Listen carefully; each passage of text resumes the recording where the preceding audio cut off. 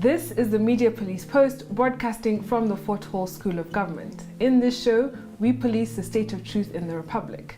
And because truth is communicated to us by journalists and analysts, we have made it our civic duty to put it to the test. We advance from two confirmed truths about the media. One, and according to Roger Stone, the media is either lazy or evil. And for the most part, it is both evil and lazy. That is why the truth, their truth, must be put to a test. And two, the journalism is verified gossip. In fact, what is presented to us as news analysis is gossip that has been verified by journalists. This gossip has to be ground truthed. We will assess the state of truth in what they submit to the Republic, and we will pass verdict on what is true and what is not. For the record, we are not journalists and we are thinkers. We are not lazy or evil, and we do not verify gossip. What we give you is the truth that sets you free. On today's show, we will discuss ideas that reflect unformed and uninformed opinions and ideas that made you stupid. These are narratives that fell into the cognitive trap of we see things as we are, not as they are. Narratives based on conjecture history and those that smack of envelope journalism. Yes. Welcome AX and GK. Thank you. Thank you. So, from the initial high of the Hustler Nation, Ruto has now found himself in the unenviable position of a campaign that has plateaued. First, it has been exhausted by starting his campaign years before anyone else. Yep. Then by picking the wrong running mate in Gachagua, and faced with countering the recent Martha effect. If politics is about speed, then Ruto has been hit with a speed bump. And because Ruto has been practicing the politics of populism, he has encountered another problem. The people are never satiated, never satisfied, they always want more. So Ruto has to keep raising the stakes and upping the ante. Cue our most recent happening, a leak claiming that DP nearly slapped his boss, the president. But this is no ordinary leak. The identity of the whistleblower is publicly known. It is also a very clear, audible leak, almost as if the intention were for it to be disseminated to media houses and WhatsApp. DP did this to revive his slow puncturing campaign. After a manifesto launch that was more dud than pomp, hijacked by Wajakoya's Real Hustler manifesto. And while I agree that information is key, not all information is useful. This leak was not useful, and it has actually backfired on the DP. Now, in order to beat Raila, he wants to lure Uhuru back as the object of aggression for the 2022 election. But Ruto's negative rhetoric is bad for country, and Uhuru should not respond. The audio showed me who would be willing to stand down to save country and who would fight to the extreme end. To the public, don't fall for the narrative that Uhuru was weak and Ruto was strong. Now here's a quick story. One day, a donkey told a tiger, "The grass is blue." The tiger replied, "No, the grass is green." The discussion became heated and they decided to submit the issue to arbitration. So they approached the lion, the king. The donkey started screaming, "Isn't it true that the grass is blue?" The lion replied, "If you believe it is true, then the grass is blue." The donkey continued, "The tiger disagrees with me. Please punish him." The Lion King then declared that the tiger will be punished with 3 days of silence. The donkey jumped with joy and went on his way, content and repeating, "The grass is blue, the grass is blue." The tiger asked the lion, "Your Majesty, why have you punished me? After all, the grass is green." The lion replied, "The punishment is because it is degrading for a brave, intelligent creature like you to waste time arguing with an ass. And you came and bothered me with that question just to validate something that you already knew was true." Now here's the lesson. The biggest waste of time is responding to someone who doesn't care about truth or reality, but only the victory of his beliefs and his illusions. When ignorance screams, intelligence moves on. The president has already moved on. Indeed. All right, so today I am back with yet another Irungu Kangata article from the Daily Nation. It's like he has a crush on me. In a piece titled, "Could Wajakoya's legalized ganja candidature be Raila's secret card?" Kangata attempts to link the Wajakoya candidacy to Raila in a very clear attempt to delegitimize his platform and therefore Ruto's apparent losses. And he does a very poor job of it. To reduce his argument to the essentials, Kangata argues that Wajakoya is a state project because he supported Raila one time and ate into Ruto's base, the Hustler Nation. That is it. that is all. So today, allow me to debunk Kangata's article and speak very broadly of its implications. First, this article is a classic case of seeing things as you are and not as they are or might be. Remember that Kangata is part of the UDA school of thought, that every defeat, every loss is the fault of the state and not Ruto's poor strategy. And as a result, Kangata ignores a far more obvious explanation.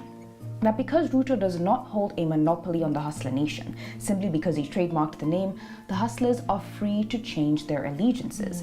And perhaps they have realized that Ruto is not the true hustler and switched to a man who is, Wajakoya.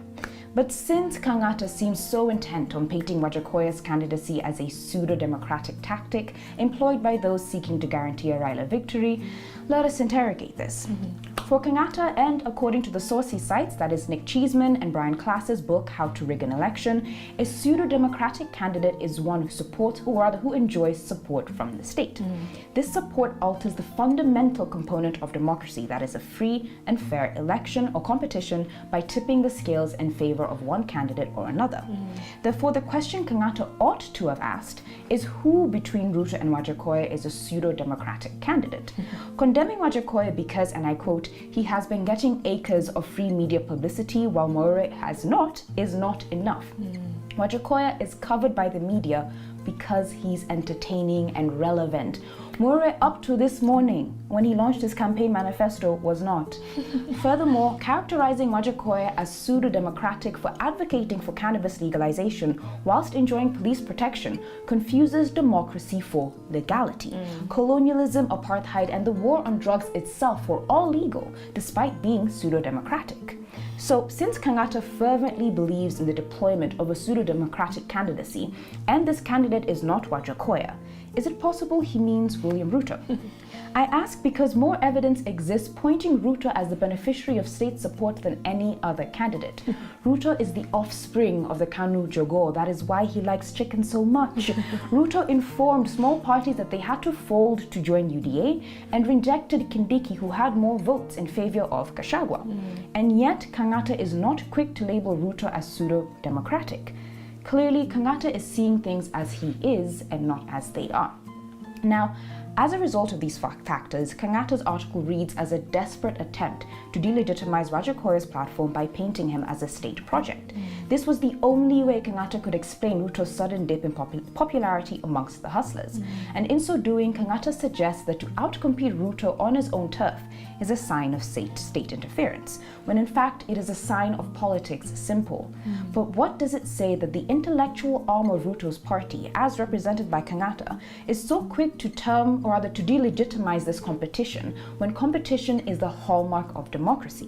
What does it mean that Kangata does not look for internal reasons for Ruto's failure to remain attractive to his base, but instead blames everyone else, when accountability is the hallmark of democracy? Is it suggestive of a plot to seize more than the state, but democracy itself? Wow. Yeah. Allow me to flip your argument. Yes. Today I'd like to talk about a column by Daisy Marity Minor published in The Standard titled, Could Wajakoya be Ruto's decoy gone awry? In this column, as the title suggests, Miss Marity Minor argues that Wajakoya is a Ruto project, and she gives 3 reasons for her argument. 1, Wajakoya's sinful, bangi-based candidature was meant to contrast Ruto's virtuous, Bible-based campaign, perhaps to bring out that women's guild vote. But this strategy backfired. Wajakoya inspired a generation of weed-smoking youth with the promise that their weed could just become legal. 2, Wajakoya's outlandish proposals were meant to make Ruto's manifesto promises look good, even logical, though they were complex, ambitious, and even improbable. What Ruto did not count on was the stickiness of Wajakoya's message.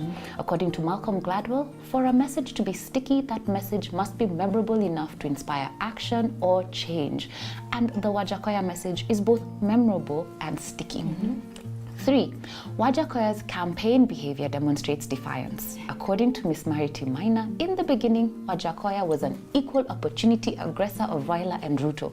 But his recent jabs as Ruto appear targeted and suggest a fallout. So could the decision to launch his 10-point freedom manifesto on the same day as Ruto, split screen and all, be one more example of Wajakoya's get at attempt to get back at Ruto? Possibly. But I agree with Ms. Mariti Maina when she says that Wajakoya is the most verbally colorful and jaw-dropping candidate since Mwalimu Dida. And I'll make a prediction.